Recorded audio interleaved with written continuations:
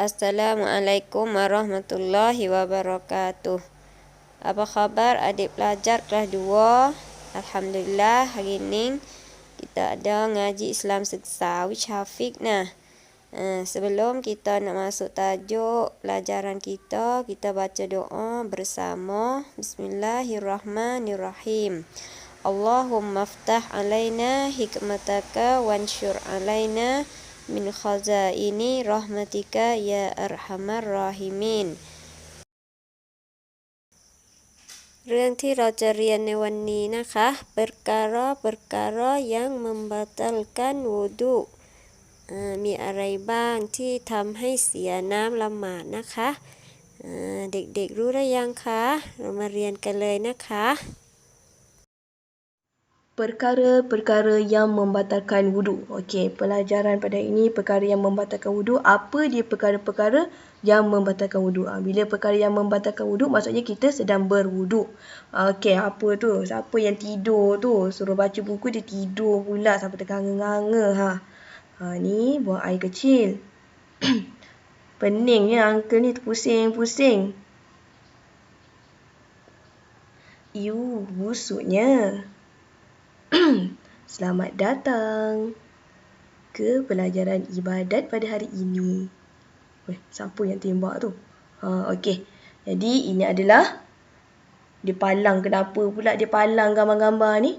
Okey, kita akan masuk pelajaran kita pada hari ini. Apa kaitan dia?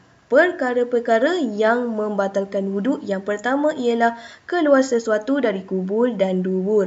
Kubul ialah tempat buang air kecil dan dubur pula tempat buang air besar. Kita namakan apa kubul tadi? Tempat buang air kecil.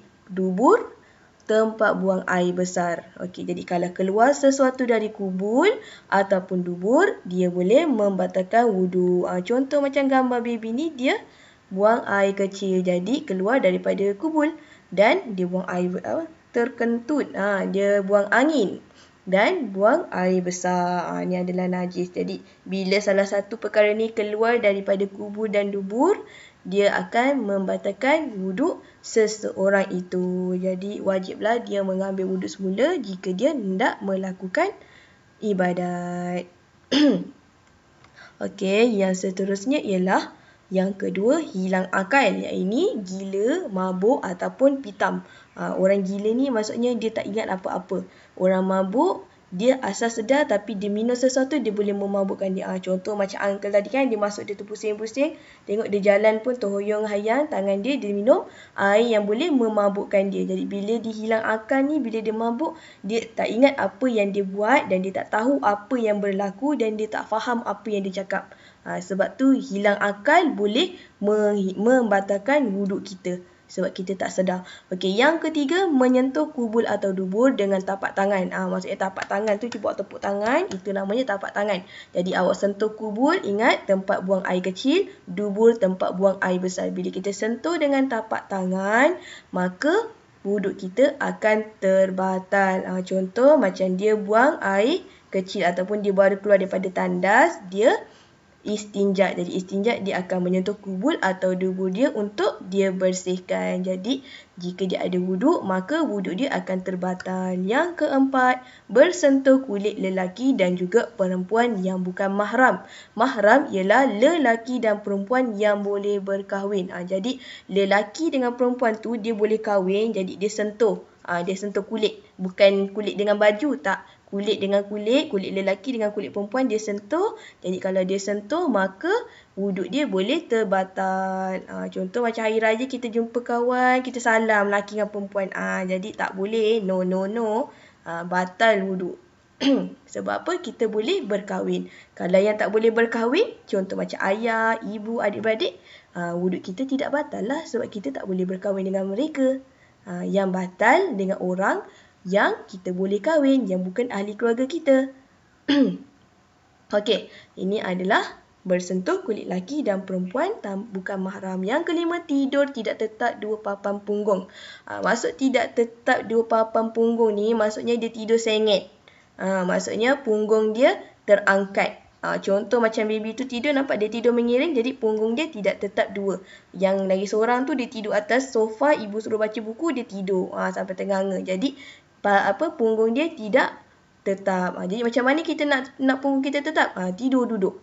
Awak sandar kat dinding, bersila, tidur duduk. Tapi kalau dah bersila pun, dah sandar pun, punggung terangkat, maka akan batal juga wuduk kita. Jadi tidur tidak tetap dua papan punggung boleh membatalkan wuduk.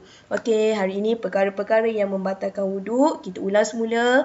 Yang ini keluar sesuatu dari kubul dan dubur. Yang ini contohnya buang air kecil atau buang air besar ataupun terkentut. Okey, itu adalah perkara yang keluar dari kubur dan dubur. Yang kedua, hilang akal.